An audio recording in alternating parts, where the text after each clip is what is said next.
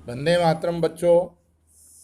राजनीतिक विज्ञान कक्षा 11 की पुस्तक के अंतर्गत आज ये पहला वीडियो जिसके माध्यम से अपन समझेंगे कि राजनीतिक विज्ञान क्या है, इसके परिप्रेक्ष्य में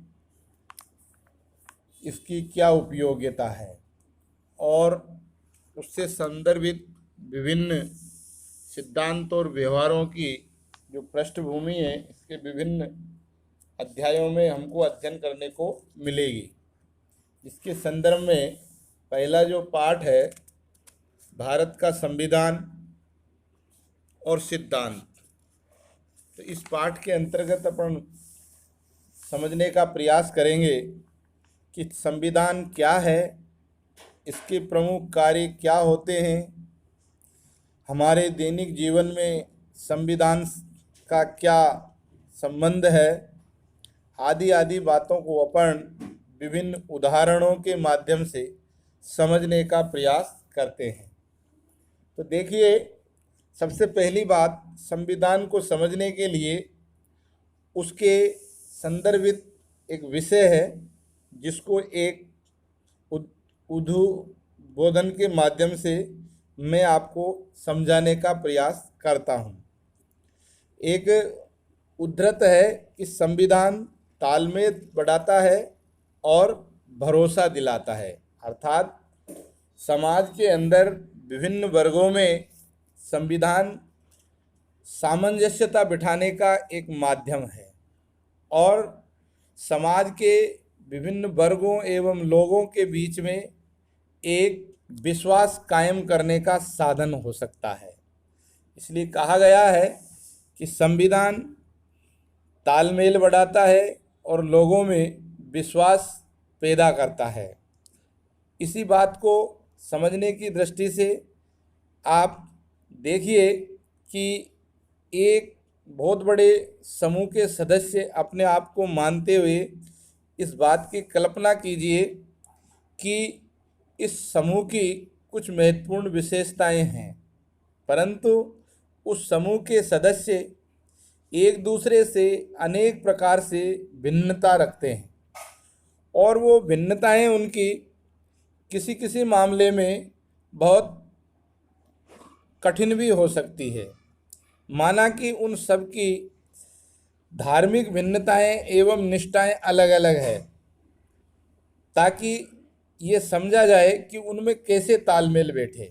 उदाहरण के रूप में हम देखते हैं कि समाज के वर्गों के अंदर कुछ लोग हिंदू हैं, कुछ मुसलमान हैं, कुछ ईसाई हैं और कुछ ऐसे भी हैं जो किसी धर्म के अनुयायी नहीं हैं, अर्थात धर्म की मान्यताओं को नहीं मानते हैं।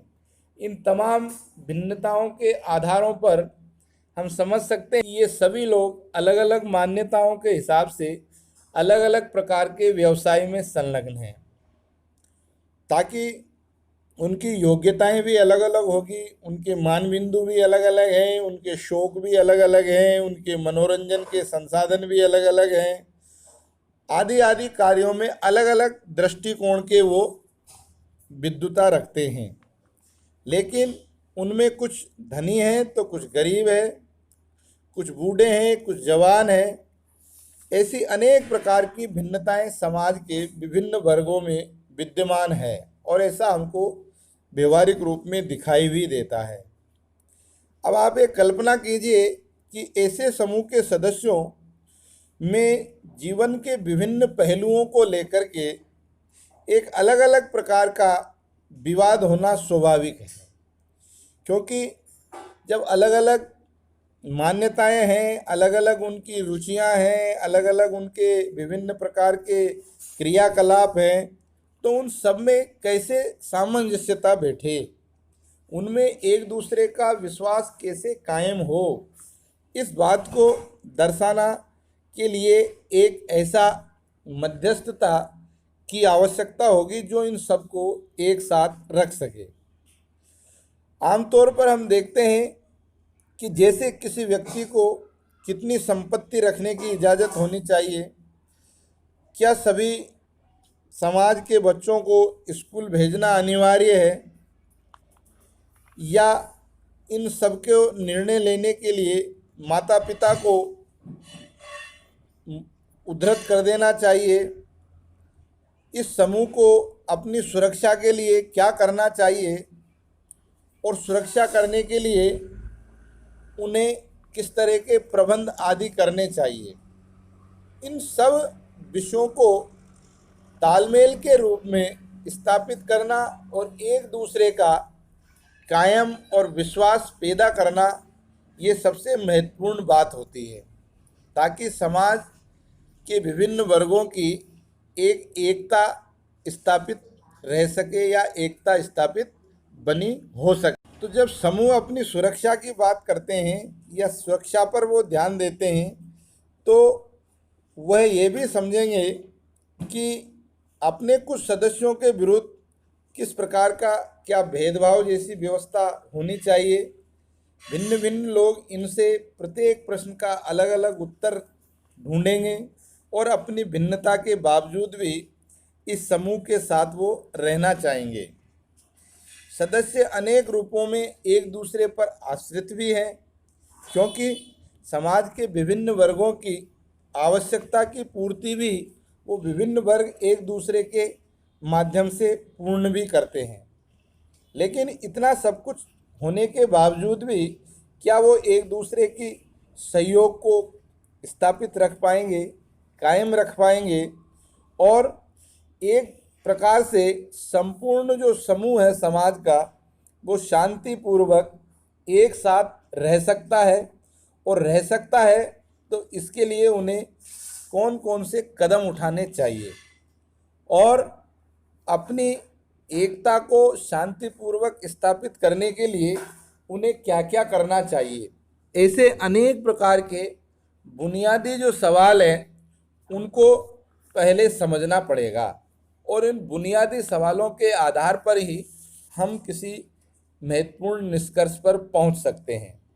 लेकिन इस समूह के लोग एक साथ रह सकते हैं तो कैसे रह सकते हैं, इसके लिए कुछ बुनियादी नियम तय होने चाहिए।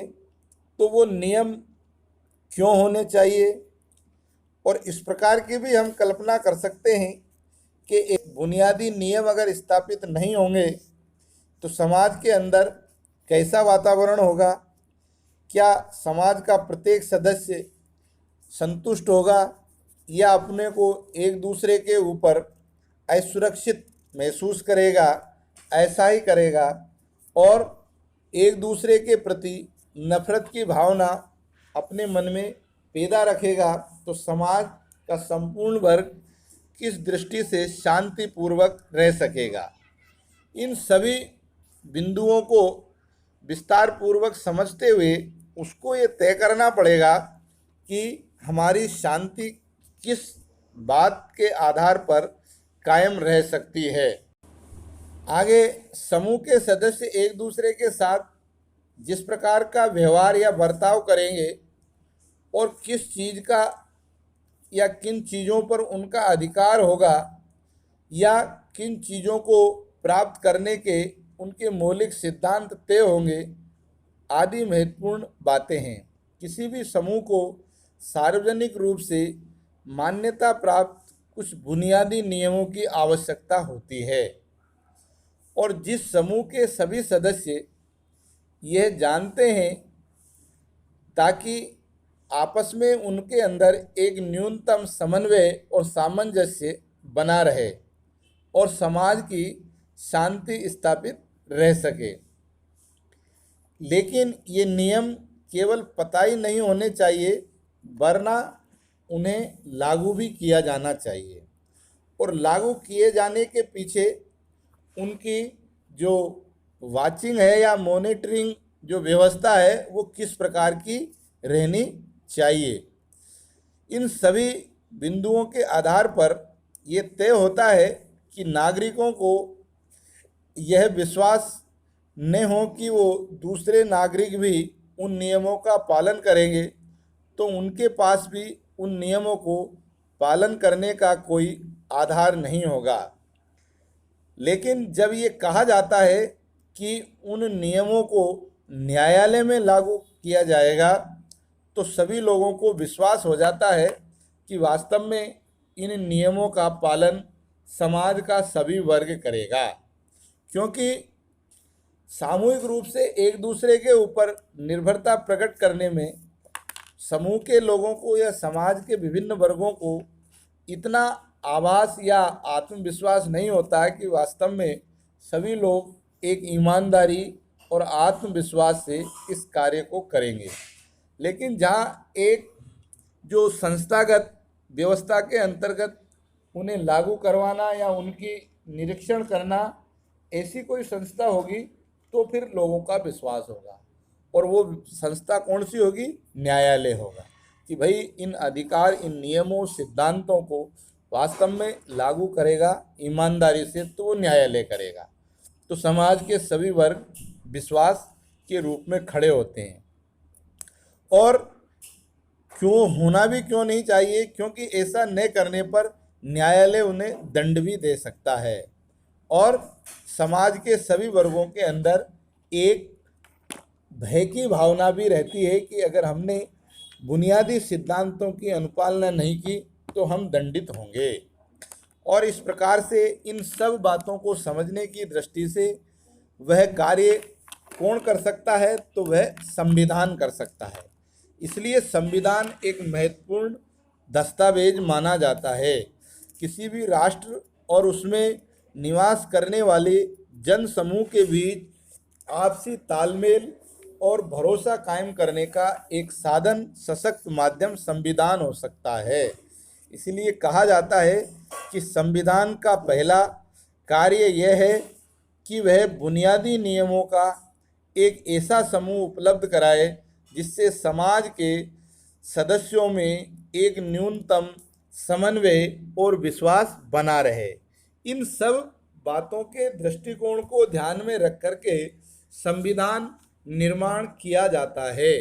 और इसीलिए प्रत्येक देश के अंदर एक अपना संविधान होता है, और वो संविधान इसलिए होता है कि उस देश के समाज या उस देश में रहने वाले जन समूह के बीच में शासन, प्रशासन और आम जनता या विभिन्न वर्गों के बीच एक जो विश्वास कायम करने का जो संसाधन मात्र होता है वो संविधान है। इस आधार पर मैं कह सकता हूँ कि संविधान हमारे जीवन का एक महत्वपूर्ण दस्तावेज है जिसे हम सभी को स्वीकार करना चाहिए और करते भी हैं।